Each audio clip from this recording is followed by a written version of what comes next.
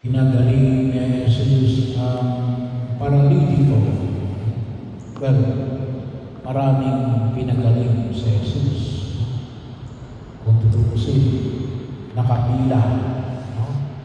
Nakapila yung mga tao na lumalapit kay Jesus. Kaya nga nahirapan itong paralitiko na ito na makalapit kay Jesus. So bahagi yun na isa sa kahalagahan ng alin yung pagkilos na Jesus natin magpagaling sa mga may karamdaman. Kaya nga nawa, higit din natin pakinabangan yung biyaya, meron tayong yung pagkilala natin sa pagkabahid ng banal na langis sa mga may sakit. Kasi isa sa epekto, kasi nandun pa tayo sa kaisipan na parang yung pagkapahid ng langis ay alin, parang doon sa paghahanda sa kamatayan. Nawala yung alin, yung elemento ng pagpapagaling sa may sakit, physically and spiritually. Pero sana yun nawa yung makita ko natin. Kaya ninanaisin natin na mapalakas yun. Kaya nagbibigay din tayo ng panahon yung ating healing session. Pero lalong-lalo na yung mismo sakramento ng pagkapahid ng langis sa mga may sakit. Hindi lang mo dapat yun para sa mga paghahanda sa kamatayan. Ngunit isa sa biyaya na binibigay nun ni alin, kagalingan mismo sa kanilang karamdaman. Sabi nga namin, kapag hindi pa nabubulog yung katawan, kung pagalingin niya sa lalong madaling panahon para makapaglingkod pa. So patulad na ng pagkapagaling ni Jesus sa biyanan ni San Pedro. Pangalawa, ay bahagi na kung saan ay makita ko natin dito yung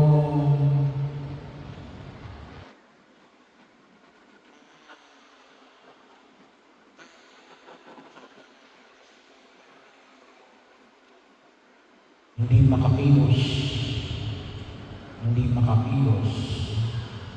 So, kuminsan may mga pagkakataon na kung saan ay nakalagay rin tayo sa sitwasyon na alin.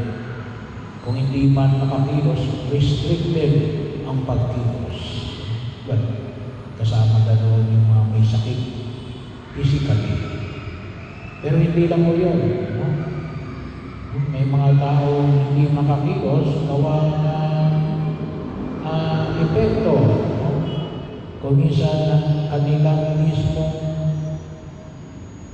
ginawa, yung mga kung tawagin natin yung mga ginapos ng karamdaman, ginapos na kung tawagin nga po natin ay mga dilubyo, mga ginapos din na sabi nga rin, kasama na rito yung mga masamang espiritu, yung mga tinawag natin mga sinumpa, yung mga nalulong sa ipinagbabawal na gamot, yung mga nalulong sa sugal, ay makita ko natin, sabi nga, kalimitan, sabi nga ay dito raw pala sa Pilipinas ay mayroong 32 million nagsusugal online gambling. Yun ayon sa pag-aaral ng 2024. 32 2 million. Yun, kadami mo na nalulong. Kapag nalulong ka, talagang kapag naubusan ka ng pera,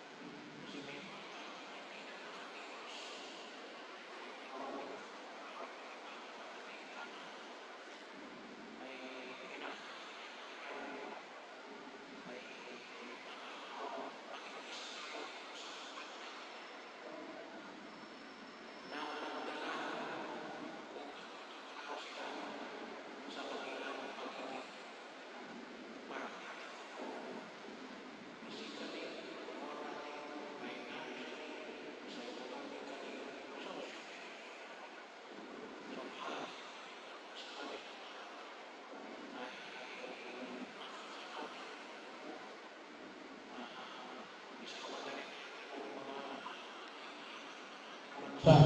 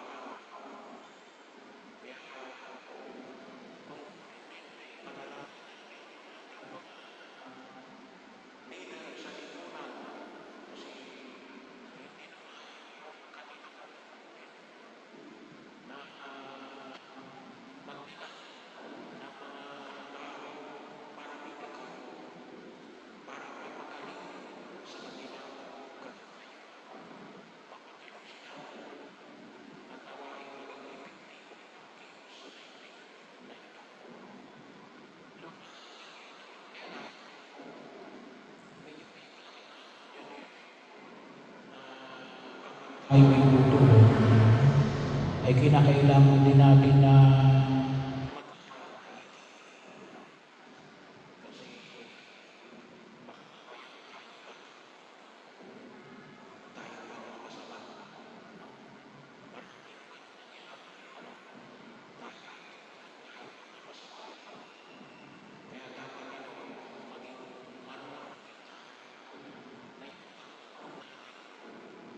hindi natin ikaw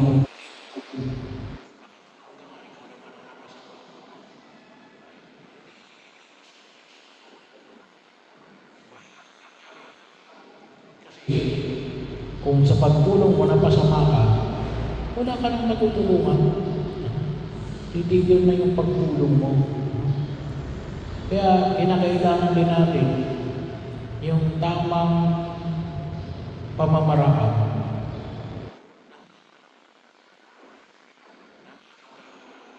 Kailangan din natin ng maayos na pag-aaral at pagninilay. Kasi hindi ho natin kuminsan masisisi at yun ay nangyayari. Ikaw na yung tumulong, ikaw ba yung napasama? Kasalanan ba yun na tinulungan mo? Hindi.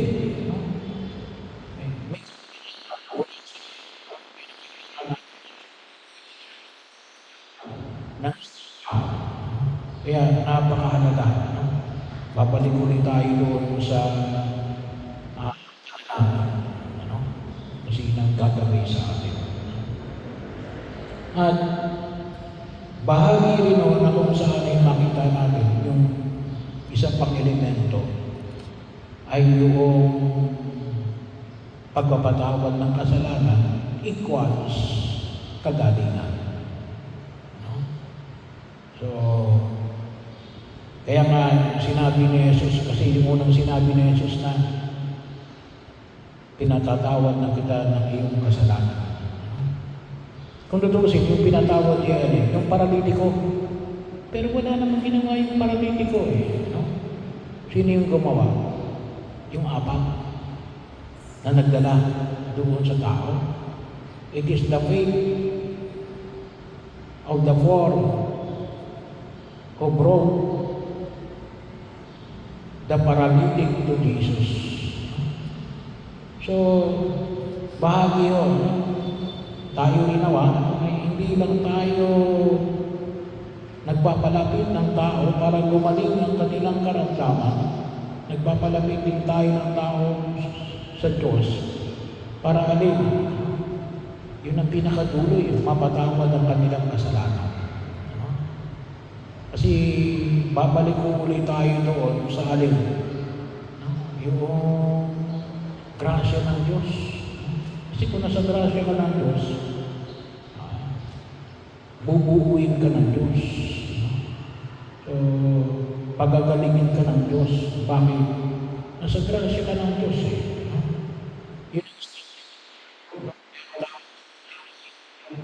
ay kapag nasa grasya ka ng Diyos, holiness. Lagyan mo ng H. Lagyan mo ng W. Wholeness. Kasi bubuuin ka dun Bubuuin ka, hindi lang spiritually, kundi alin, pati physically. Bakit?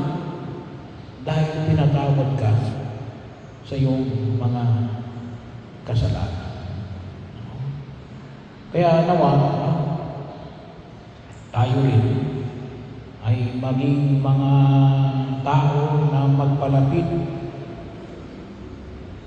sa kapwa-tao natin sa Diyos para hindi nilang pakinabangan yung kadahilanan kung bakit yung isang napakahalagang biyaya kung bakit sa Jesus inalito sa daigdig na ito. Ang kordero ng Diyos na nag-aalis ng mga kasalanan ng sanlibutan.